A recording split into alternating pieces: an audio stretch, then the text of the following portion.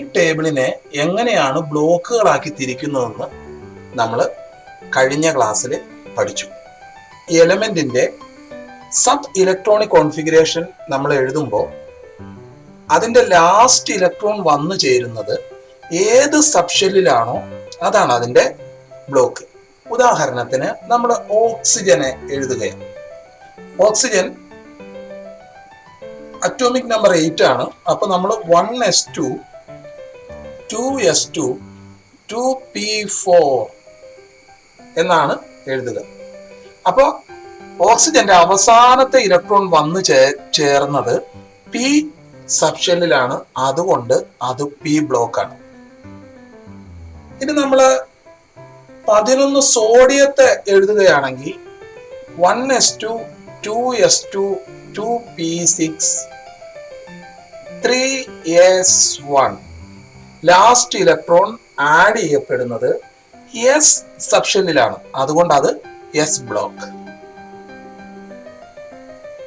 ഇനി നമ്മൾ 21 സ്കാൻഡിയത്തെ എഴുതുകയാണെങ്കിൽ അത് 1s2 2s2 2p6 3s2 3p6 4s2 3d1 last electron വന്നു ചേരുന്നത് ഡി സബ്ഷെല്ലിലാണ്. അപ്പൊ അത് ഡി ബ്ലോക്ക്. ലാസ്റ്റ് ഇലക്ട്രോൺ ഒരു ആറ്റത്തിൽ ആഡ് ചെയ്യപ്പെടുന്നത് ഏത് സബ്ഷെല്ലിലാണോ ആ സബ്ഷെല്ലിന്റെ പേരിലാണ് അതിന്റെ ബ്ലോക്ക് വരുന്നത്. ഇവിടെ എസ് ബ്ലോക്കും ഇവിടെ ഡി ബ്ലോക്കും ഇവിടെ പി ബ്ലോക്കും നമ്മൾ കണ്ടു അല്ലെ. എഫ് ബ്ലോക്ക് ഇവിടെ ഇങ്ങനെ 14 എലമെന്റ്സ് ഉള്ള 2 ഗ്രൂപ്പുകളായിട്ട് ഇങ്ങനെ എഫ് ബ്ലോക്കും നമ്മൾ കണ്ടു. അപ്പോൾ എസ് ഡി പി എഫ് അങ്ങനെ 4 ബ്ലോക്കുകളായിട്ട് എലമെന്റ്സിനെ നമുക്ക് ക്രമീകരിക്കാനായിട്ട് പറ്റും. അപ്പോൾ എഫ് ബ്ലോക്കിനകത്ത് ലാസ്റ്റ് ഇലക്ട്രോൺ ആഡ് ചെയ്യപ്പെടുന്നത് എഫ് സബ്ഷെല്ലിലാണ്. ഡി ബ്ലോക്കിൽ ലാസ്റ്റ് ഇലക്ട്രോൺ ആഡ് ചെയ്യപ്പെടുന്നത് ഡി സബ്ഷെല്ലിലാണ്. പി ബ്ലോക്കിൽ ലാസ്റ്റ് ഇലക്ട്രോൺ ആഡ് ചെയ്യപ്പെടുന്നത് പി സബ്ഷെല്ലിലാണ്. എസ് ബ്ലോക്കിൽ ലാസ്റ്റ് ഇലക്ട്രോൺ ആഡ് ചെയ്യപ്പെടുന്നത് എസ് സബ്ഷെല്ലിലാണ്. എസ് ബ്ലോക്ക് എലമെന്റ്സിന്റെ ഒരു പൊസിഷൻ നമ്മൾ കണ്ടു. അത് പീരിയോഡിക് ടേബിളിന്റെ ഇടത് സൈഡിലുള്ള ഈ first group second group first and second group elements ആണ് എസ് ബ്ലോക്കിൽ വരുന്നത്. എസ് ബ്ലോക്കിലുള്ള എലമെന്റ്സിനെ നമ്മൾ എഴുതി കഴിഞ്ഞിട്ടുണ്ടെങ്കിൽ ഇപ്പോ ഇവിടെ നമ്മൾ എഴുതുന്നത് ലിഥിയം ആണെങ്കിൽ ഇവിടെ ബെർലിയം ആണ് എഴുതുക. ഇവിടെ നമ്മൾ സോഡിയം മഗ്നീഷ്യം എഴുതും. ഇവിടെ നമ്മൾ പൊട്ടാസ്യം കാൽസ്യം എഴുതും. ഇവരെ നമ്മൾ ശ്രദ്ധിച്ചു കഴിഞ്ഞാൽ ഈ ലിഥിയം സോഡിയം പൊട്ടാസ്യം ഇവയുടെ പ്രത്യേകത എന്താണ്? ഇവയുടെ ലിഥിയം ആണെങ്കിൽ 1s2 2s1 സോഡിയം ആണെങ്കിൽ 1s2 2s2 2p6 3s1 potassium ആണെങ്കിൽ 1s2 2s2 2p6 3s2 3p6 4s1.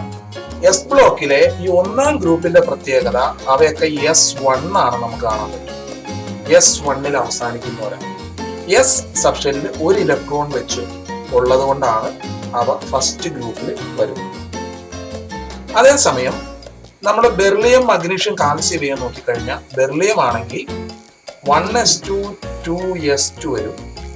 Magnesium ആണെങ്കിൽ 1s2 2s2 2p6 3s2 വരും. കാൽസ്യം ആണെങ്കിൽ 1s2 2s2 2p6 3s2 3p6 4s2 ഇതാണ് വരിക. അപ്പൊ ഈ അവരുടെ നോക്കിയാൽ നമുക്ക് കാണാൻ പറ്റും എസ് സബ്ഷെല്ലില് 2 ഇലക്ട്രോൺ ആണ് ഉള്ളത്. അപ്പൊ നമുക്കൊരു കാര്യം മനസ്സിലാക്കാം. എസ് ബ്ലോക്ക് എലമെന്റ്സ് 2 തരമുണ്ട്. എസ് സബ്ഷെല്ലില് 1 ഇലക്ട്രോൺ വെച്ച് വരുന്നവര് ഫസ്റ്റ് ഗ്രൂപ്പും എസ് സബ്ഷെല്ലില് 2 ഇലക്ട്രോൺ വെച്ച് വരുന്നവര് സെക്കൻഡ് ഗ്രൂപ്പിലും വരും. ഈ ഫസ്റ്റ് ഗ്രൂപ്പിനെ നമ്മൾ വിളിക്കുന്ന ഒരു പേരുണ്ട്. ഫസ്റ്റ് ഗ്രൂപ്പിനെ നമ്മൾ വിളിക്കുന്ന പേര് സാധാരണയായിട്ട് ആൽക്കലി മെറ്റൽസ് എന്നാണ് അവയെ വിളിക്കുന്നത്. Alkali metals. അതുപോലെ സെക്കൻഡ് ഗ്രൂപ്പ് മെറ്റൽസിനെ അല്ലെങ്കിൽ എലമെന്റ്സിനെ നമ്മൾ വിളിക്കുന്ന പേര് ആൽക്കലൈൻ എർത്ത് മെറ്റൽസ് എന്നാണ് അവയെ വിളിക്കുന്നത്. ഇതിന്റെ കാരണം നമുക്കറിയാം. ഈ ഫസ്റ്റ് ഗ്രൂപ്പ് സെക്കൻഡ് ഗ്രൂപ്പ് എലമെന്റ്സിന്റെ ആ മൂലകങ്ങളുടെ അവയുടെ ഓക്സൈഡ് ആകട്ടെ, ഓക്സൈഡോ അല്ലെങ്കിൽ ഹൈഡ്രോക്സൈഡോ നമ്മൾ എടുത്തു കഴിഞ്ഞ് അത് ഓക്സൈഡ് ആണെങ്കിൽ അത് വെള്ളത്തിൽ കലക്കി കഴിഞ്ഞാൽ ആൽക്കലിയാണ് ലഭിക്കുക. റെഡ് ലിറ്റ്മസിനെ അത് ബ്ലൂ കളറിലേക്ക് ചേഞ്ച് ചെയ്യും. അതുപോലെ നമുക്കറിയാം ഹൈഡ്രോക്സൈഡ്, സോഡിയം ഹൈഡ്രോക്സൈഡ് ഒരു സ്ട്രോങ് ആൽക്കലിയാണ്. പൊട്ടാസ്യം ഹൈഡ്രോക്സൈഡ് ഒരു സ്ട്രോങ് ആൽക്കലിയാണ്. ഓക്സൈഡിനകത്ത് നമുക്ക് മഗ്നീഷ്യം ഈ ഗ്രൂപ്പിൽപ്പെട്ടതാണ്. മഗ്നീഷ്യത്തിന്റെ ഓക്സൈഡ് MgO. മഗ്നീഷ്യം റിബൺ കത്തിച്ച് കഴിയുമ്പോൾ കിട്ടുന്നതാണ് ആ ചാരമാണ് മഗ്നീഷ്യം ഓക്സൈഡ്. അത് നമ്മൾ വെള്ളത്തിൽ കലക്കിയിട്ട് അതൊരു ലിറ്റ്മസ് ടെസ്റ്റ് നടത്തിയാൽ, ഒരു റെഡ് ലിറ്റ്മസ് ടെസ്റ്റ് നടത്തിയാൽ റെഡ് ലിറ്റ്മസിനെ ഈ മഗ്നീഷ്യം ഓക്സൈഡ് സൊല്യൂഷൻ അല്ലെങ്കിൽ ലായനി ബ്ലൂ കളറിലേക്ക് മാറ്റും. എന്ന് വെച്ചാൽ ഈ first group and second group elements എന്ന് വെച്ചാൽ എസ് ബ്ലോക്ക് എലമെന്റ്സ് അവയുടെ ഓക്സൈഡ് രൂപത്തിലും അവയുടെ ഹൈഡ്രോക്സൈഡ് രൂപത്തിലും അവ ആൽക്കലി സ്വഭാവമുള്ളതായി. എസ് ബ്ലോക്ക് എലമെന്റ്സ് രണ്ട് ഗ്രൂപ്പുകൾ വരും, first group and second group. അവയുടെ ലാസ്റ്റ് എസ് സബ്ഷെല്ലിൽ എത്ര ഇലക്ട്രോൺ ഉണ്ട് എന്ന് നോക്കിയാണ് ഫസ്റ്റ് ഗ്രൂപ്പ് ആണോ സെക്കൻഡ് ഗ്രൂപ്പ് ആണോ എന്ന് തീരുമാനിക്കുന്നത്. ഫസ്റ്റ് ഗ്രൂപ്പ് ആണെങ്കിൽ അവസാനത്തെ ലാസ്റ്റ് ഔട്ടർ മോസ്റ്റ് എസ് സബ്ഷെല്ലിൽ 1 ഇലക്ട്രോൺ ഉണ്ടാവുള്ളൂ. സെക്കൻഡ് ഗ്രൂപ്പ് ആണെങ്കിൽ ഔട്ടർ മോസ്റ്റ് ഷെൽ, ഭാഗിക സബ്ഷെല്ലില് ഏറ്റവും അവസാനത്തെ സബ്ഷെല്ലില് അതിലെ എസ് സബ്ഷെല്ലില് 2 ഇലക്ട്രോൺ ആയിരിക്കും ഉണ്ടാവുക. സോഡിയം, പൊട്ടാസ്യം, കാൽസ്യം തുടങ്ങിയ, ലിഥിയം തുടങ്ങിയ ഈ എലമെന്റ്സ് ഒരു കെമിക്കൽ റിയാക്ഷനിൽ പങ്കെടുക്കുമ്പോൾ അവ എന്ത് ചെയ്യും? ഇലക്ട്രോണിനെ ഡൊണേറ്റ് ചെയ്യുമോ അതെയോ ഇലക്ട്രോണിനെ റിസീവ് ചെയ്യുമോ? ഇലക്ട്രോണിനെ വിട്ടുകൊടുക്കുമോ അതെയോ ഇലക്ട്രോണിനെ സ്വീകരിക്കുമോ? നമുക്കറിയാം സോഡിയം 2, 8, 1 ആണ്. അതിന്റെ ലാസ്റ്റ് ഷെല്ലിൽ 1 ഇലക്ട്രോൺ ആണ് ഉള്ളത്. പൊട്ടാസ്യം ആണെങ്കിലും 2, 8, 8, 1 ആണ്. കാൽസ്യം ആണെങ്കിൽ 2, 8, 8, 2. അപ്പോ സോഡിയത്തിന് 1 ഇലക്ട്രോൺ ലാസ്റ്റ് ഷെല്ലിലുള്ളൂ. ഒരു സ്റ്റെബിലിറ്റി കിട്ടണമെങ്കിൽ അതിന് 8 ഇലക്ട്രോൺ ആവശ്യമുണ്ട്. അപ്പൊ ഇനി 7 എണ്ണോടെ വേണം. അപ്പൊ 7 എണ്ണം നേടിയെടുക്കുക ഒട്ടും സാധ്യമല്ലാത്തത് കൊണ്ട് അത് ഈ 1 ഇലക്ട്രോണിനെ വിട്ടുകൊടുക്കുകയാണ് ചെയ്യുന്നത്. അപ്പൊ ഇതിന്റെ വാലൻസി എന്ന് വെച്ചിട്ടുണ്ടെങ്കിൽ സംയോജകത, വാലൻസി അല്ലെങ്കിൽ സംയോജകത എത്രയാണ്? സോഡിയത്തിന്റെ 1 ആണ്. കാരണം അതിന് രാസപ്രവർത്തനത്തിൽ പങ്കെടുക്കുമ്പോൾ, കെമിക്കൽ റിയാക്ഷനിൽ പങ്കെടുക്കുമ്പോൾ 7 ഇലക്ട്രോൺ മേടിച്ചെടുക്കാൻ പറ്റുകയില്ല, റിസീവ് ചെയ്യാൻ പറ്റില്ല. അതുകൊണ്ട് അത് 1 ഇലക്ട്രോണിനെ ഡൊണേറ്റ് ചെയ്യും. അതുകൊണ്ട് അതിന്റെ വാലൻസി 1 ആണ്, സംയോജകത 1 ആണ്. എന്ന് വെച്ചാൽ ഒരു ആറ്റം കെമിക്കൽ റിയാക്ഷനിൽ റിസീവ് ചെയ്യുകയോ അല്ലെങ്കിൽ ഡൊണേറ്റ് ചെയ്യുകയോ ചെയ്യുന്ന ഇലക്ട്രോണിന്റെ എണ്ണത്തെയാണ് അതിന്റെ വാലൻസി എന്ന് പറയുന്നത്. അപ്പൊ ഇവിടെ സോഡിയം 1 ഇലക്ട്രോൺ ഡൊണേറ്റ് ചെയ്യുകയാണ് ചെയ്യുന്നത്. പൊട്ടാസ്യവും 1 ഇലക്ട്രോൺ ഡൊണേറ്റ് ചെയ്യും. കാൽസ്യം ആണെങ്കിൽ 6 എണ്ണത്തിനെ കിട്ടാൻ പറ്റില്ലാത്തതുകൊണ്ട് 2 ഇലക്ട്രോൺ ഡൊണേറ്റ് ചെയ്യുകയായിരിക്കും ചെയ്യുന്നത്. അപ്പോൾ ഇലക്ട്രോണിനെ ഡൊണേറ്റ് ചെയ്യുന്നത് കൊണ്ട് അതിന് പ്ലസ് ചാർജ് ആണ് വരിക. അപ്പോൾ ഓക്സിഡേഷൻ സ്റ്റേറ്റ്, ഓക്സീകരണാവസ്ഥ എത്രയാണെന്ന് ചോദിച്ചാൽ സോഡിയത്തിന്റെ ഓക്സിഡേഷൻ സ്റ്റേറ്റ് +1 ആണ്, പൊട്ടാസ്യത്തിന്റെയും +1 ആണ്, കാൽസ്യത്തിന്റെ +2 ആണ്. എന്തുകൊണ്ട് പ്ലസ് വന്നു? ഇലക്ട്രോണിനെ വിട്ടുകൊടുക്കുന്നവരൊക്കെ പ്ലസ് ആയിരിക്കും.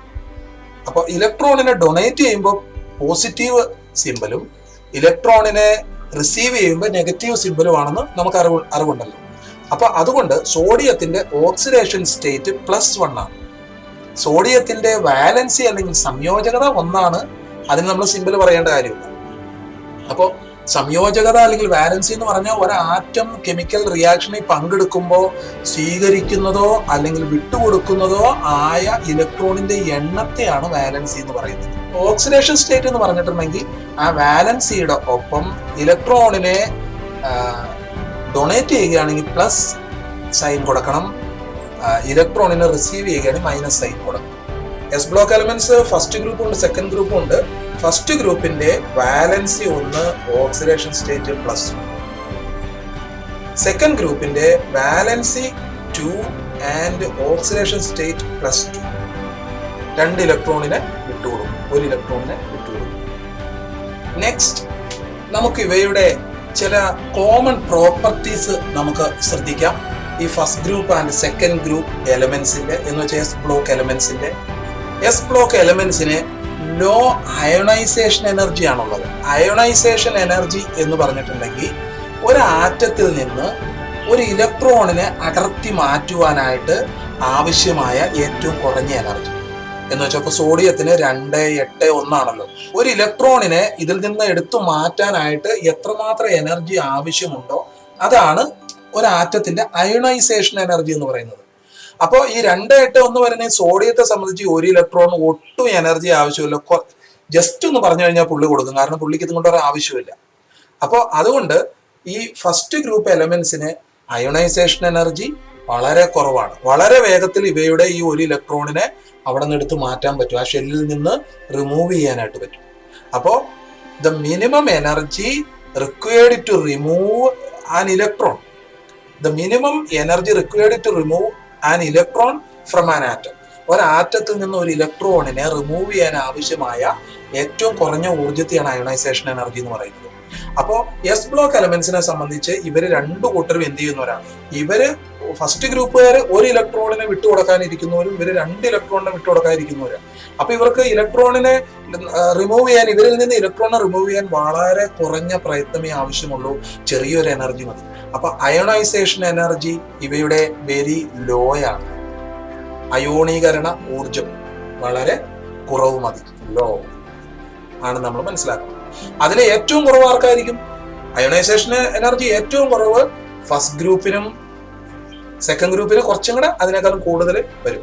ഇനി അതുപോലെ ഇവയുടെ ഇലക്ട്രോ നെഗറ്റിവിറ്റിയെ കുറിച്ച് നമ്മൾ പറയുകയാണെങ്കിലോ, ഇലക്ട്രോ നെഗറ്റിവിറ്റി നിങ്ങൾക്കറിയാം, ഇലക്ട്രോണിനെ ആകർഷിക്കാനുള്ള കഴിവ്. ഇവർ ഇലക്ട്രോണിനെ ആകർഷിച്ച് വല്ലവരുടെയും ഇലക്ട്രോണിനെ ഇവരിലേക്ക് ആകർഷിക്കുകയാണോ ചെയ്യുന്നത്, അത് ഇവർ ഇലക്ട്രോണിനെ വിട്ടുകൊടുക്കുകയാണ് ചെയ്യുന്നത്. ഞാൻ പറഞ്ഞു ഇവർക്ക് 7 ഇലക്ട്രോൺ വേണം. അപ്പൊ ഇലക്ട്രോണിനെ ആകർഷിച്ചെടുക്കാൻ ഇവർക്ക് പറ്റൂല. ഇവയ്ക്ക് ഇലക്ട്രോണിനെ സ്വീകരിക്കാൻ, ഇലക്ട്രോണിനെ അട്രാക്ട് ചെയ്യാനുള്ള ഇലക്ട്രോ നെഗറ്റിവിറ്റി എങ്ങനെയായിരിക്കും? അതും കുറവാണ്. ഇലക്ട്രോ നെഗറ്റിവിറ്റി കുറവാണ്. ഇവ റിയാക്ഷനിൽ എന്ത് ചെയ്യുന്നു? ഇലക്ട്രോണിനെ ലൂസ് ചെയ്യുന്നു എന്ന് നമുക്കറിയാം. ഇലക്ട്രോണിനെ വിട്ടുകൊടുക്കും, ലൂസ് ഇലക്ട്രോൺ. ഈ സ്വഭാവത്തിന് നമ്മൾ പറയുന്ന പേര്, ഇലക്ട്രോണിനെ ഇങ്ങനെ വിട്ടുകൊടുക്കാനുള്ള കഴിവിന് പറയുന്ന പേര് മെറ്റാലിക് പ്രോപ്പർട്ടി എന്നാണ് നമ്മൾ പറയുക. മെറ്റാലിക് പ്രോപ്പർട്ടി എന്ന് പറഞ്ഞാൽ ലോഹ സ്വഭാവം. അപ്പൊ ഇവയ്ക്ക് ലോഹ സ്വഭാവം വളരെ കൂടുതലാണ്. ഇലക്ട്രോണിനെ ലൂസ് ചെയ്യാനുള്ള കഴിവ് വളരെ കൂടുതലാണ്. മെറ്റാലിക് പ്രോപ്പർട്ടി അല്ലെങ്കിൽ ലോഹ സ്വഭാവം വളരെ കൂടുതലാണ്. ഇനി ഇവ ഉണ്ടാക്കുന്ന കോമ്പൗണ്ടുകൾ, ദേ പ്രൊഡ്യൂസ് അയോണിക് കോമ്പൗണ്ട്സ്. 2 തരം കോമ്പൗണ്ടുകൾ ഉണ്ട്, ionic compound and covalent compound, അല്ലെ?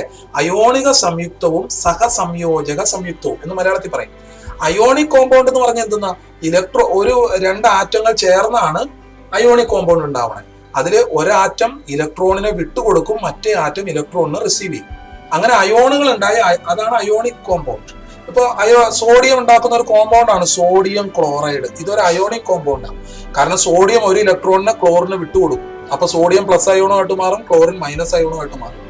അങ്ങനെ ഇത് രണ്ടും ചേർന്നാണ് സോഡിയം ക്ലോറൈഡ് ഉണ്ടാവുന്നത്. അപ്പൊ സോഡിയം ക്ലോറൈഡ് ഒരു അയോണിക് കോമ്പൗണ്ടാണ്. അപ്പോൾ ഈ ഫസ്റ്റ് ഗ്രൂപ്പും സെക്കൻഡ് ഗ്രൂപ്പും എലമെന്റ്സ് എപ്പോഴും അയോണിക് കോമ്പൗണ്ട്സ് ആണ് ഫോം ചെയ്യുക. അതുപോലെ മഗ്നീഷ്യം ഓക്സൈഡ് MgO, മഗ്നീഷ്യം 2 ഇലക്ട്രോണിനെ വിട്ടുകൊടുത്ത് 2+ ആവും, ഓക്സിജൻ 2 ഇലക്ട്രോണിനെ വാങ്ങി 2- ആവും. അങ്ങനെ ionic compound. S block elements എപ്പോഴും അയോണിക് കോമ്പൗണ്ട്സ് ആണ് ഉണ്ടാക്കുന്നത്. അവ ഉണ്ടാക്കുന്നത്. ഇനി നമ്മൾ ഇവയുടെ റിയാക്ടിവിറ്റി നമുക്കൊന്ന് ശ്രദ്ധിക്കാം. റിയാക്ടിവിറ്റി എന്ന് വെച്ചാൽ റിയാക്ഷൻ, പ്രവർത്തിക്കാനുള്ള കഴിവ്. ഒരു ആറ്റത്തിന് 2 തരത്തിൽ റിയാക്ട് ചെയ്യാൻ പറ്റും. ഒന്ന് ഇലക്ട്രോണുകളെ വിട്ടുകൊടുത്തുകൊണ്ട് റിയാക്ട് ചെയ്യാം, 2 ഇലക്ട്രോണുകളെ സ്വീകരിച്ച് റിസീവ് ചെയ്തുകൊണ്ട് റിയാക്ട് ചെയ്യാം. അപ്പൊ ഇവര് ഇലക്ട്രോണിനെ വിട്ടുകൊടുക്കാൻ വളരെ ശുഷ്കാന്തിയുള്ളവരാണ്. എന്ന് വെച്ചാൽ 1 ഇലക്ട്രോൺ ഉള്ള ഈ ഫസ്റ്റ് ഗ്രൂപ്പുകാരനും 2 ഇലക്ട്രോൺ ഉള്ള ഈ സെക്കൻഡ് ഗ്രൂപ്പുകാരനും ഇവരുടെ ഈ 1 ഇലക്ട്രോണും 2 ഇലക്ട്രോണും അതിവേഗത്തിൽ മറ്റുള്ളവർക്ക് ഡൊണേറ്റ് ചെയ്യാനായിട്ട് ഭയങ്കര താല്പര്യമുള്ളവരാണ്. അതുകൊണ്ട് ഇവര് 2 കൂട്ടരും റിയാക്ടിവിറ്റി കൂടിയവരാണ്. അപ്പൊ ഇവയുടെ റിയാക്ടിവിറ്റി വളരെ കൂടുതലായിരിക്കും ഫസ്റ്റ് ഗ്രൂപ്പിന്റെ സെക്കൻഡ് ഗ്രൂപ്പിന്റെ. അതിൽ റിയാക്ടിവിറ്റി ഏറ്റവും കൂടുതൽ ആർക്കായിരിക്കും? ഫസ്റ്റ് ഗ്രൂപ്പുകാരനായിരിക്കും. ഗ്രൂപ്പിലെ ലിഥിയം, സോഡിയം, പൊട്ടാസ്യം അവർക്കായിരിക്കും റിയാക്ടിവിറ്റി കൂടുതലായിട്ട് ഉള്ളത്. അതേപോലെ എസ് ബ്ലോക്ക് മൂലകങ്ങളുടെ പ്രത്യേകതയാണ് ഇവരുടെ ആറ്റത്തിന്റെ റേഡിയസ്, ആറ്റത്തിന്റെ ആ വലിപ്പം. ഇപ്പോൾ ഈ പീരിയഡിൽ ഏറ്റവും വലിപ്പമുള്ള ആരാണെന്ന് ചോദിച്ചാൽ ഈ ഫസ്റ്റ് കാണുന്ന S1 ബ്ലോക്കിലെ എലമെന്റ് ആയിരിക്കും. എന്ന് വെച്ചാൽ ലിഥിയം ആയിരിക്കും ഏറ്റവും വലിപ്പം കൂടിയ ആൾ. അതിനേക്കാൾ കുറച്ച് വലിപ്പം കുറവായിരിക്കും ഇതിന്. പിന്നെ ഇങ്ങോട്ട് പോകുന്തോറും വലിപ്പം കുറഞ്ഞ് ഏറ്റവും വലിപ്പം കുറഞ്ഞ ആള് ഇവിടെ വരുള്ളൂ. ഏറ്റവും വലിപ്പം കുറഞ്ഞ ആൾ, ഏറ്റവും സൈസ് കുറഞ്ഞ ആൾ. ഇത് 18th ഗ്രൂപ്പാണ്. ഇതിന് നമ്മൾ കണക്കി കൂട്ടണ്ട. 17th ഗ്രൂപ്പിലായിരിക്കും ഏറ്റവും വലിപ്പം കുറഞ്ഞ ആൾ വരും. ഇനി നമ്മൾ താഴേക്ക് നോക്കുമ്പോൾ ഇതിനേക്കാളും കുറച്ചും കൂടെ വലിപ്പം കൂടിയ ആളായിരിക്കും ഇങ്ങോട്ട്. അതിനേക്കാളും കുറച്ചും കൂടെ വലിപ്പം കൂടിയ ആളായിരിക്കും. അതിനേക്കാളും കുറച്ചും കൂടെ വലിപ്പം കൂടിയതാണ് ഏറ്റവും വലിപ്പം കൂടിയത് ഇതായിരിക്കും. അപ്പോ ഒരു ഗ്രൂപ്പിൽ താഴേക്ക് പോകുന്നതോറും ആറ്റത്തിന്റെ സൈസ് കൂടി വരും. അതേസമയം ഒരു പീരിയഡില് ലെഫ്റ്റിൽ നിന്ന് റൈറ്റിലേക്ക് പോകുന്നതോറും സൈസ് കുറഞ്ഞു വരും. അപ്പോൾ ഇതിനേക്കാളും കുറച്ചും കൂടെ സൈസ് കുറവായിരിക്കും, ഇതിന് കുറച്ചും കൂടെ കുറവായിരിക്കും. അങ്ങനെ നമ്മൾ നോക്കുമ്പോൾ ഓരോ പീരിയഡിലെയും ഏറ്റവും വലിപ്പം കൂടിയ, ഏറ്റവും റേഡിയസ് കൂടിയ ആറ്റങ്ങൾ എവിടത്തെ ആയിരിക്കും? ഫസ്റ്റ് ആൻഡ് സെക്കൻഡ് ഗ്രൂപ്പിലെ ആറ്റങ്ങളായിരിക്കും ഏറ്റവും റേഡിയസ് കൂടിയത്. കാരണം പീരിയഡ് ടേബിളിൽ ലെഫ്റ്റിൽ നിന്ന് റൈറ്റിലേക്ക് പോകുന്ന ആറ്റത്തിന്റെ സൈസ് കുറഞ്ഞു വരും. എസ് ബ്ലോക്ക് എലമെന്റ്സിന്റെ എല്ലാ കാര്യങ്ങളും നമ്മളിപ്പോൾ പറഞ്ഞു കഴിഞ്ഞു, പ്രോപ്പർട്ടീസ് ഒക്കെ പറഞ്ഞു കഴിഞ്ഞു. അവരുടെ അയോണൈസേഷൻ എനർജി ലോയാണ്, ഇലക്ട്രോനെഗറ്റിവിറ്റി ലോയാണ്, ദെൻ മെറ്റാലിക് ക്യാരക്ടർ ഹൈ ആണ്, അയോണിക് കോമ്പൗണ്ട്സ് ഫോം ചെയ്യാനുള്ള കഴിവ് കൂടുതലാണ്, ദെൻ അറ്റോമിക് റേഡിയസ്, ആറ്റത്തിന്റെ സൈസ് വളരെ കൂടുതലാണ്, റിയാക്ടിവിറ്റി കൂടുതലാണ്, പിന്നെ ലോഹ സ്വഭാവം മെറ്റാലിക് ക്യാരക്ടർ അത് കൂടുതലാണ്. അങ്ങനെ നമുക്ക് എസ് ബ്ലോക്ക് എലമെന്റ്സിന്റെ എല്ലാ സ്വഭാവങ്ങളും നമുക്ക് എഴുതാൻ പറ്റും.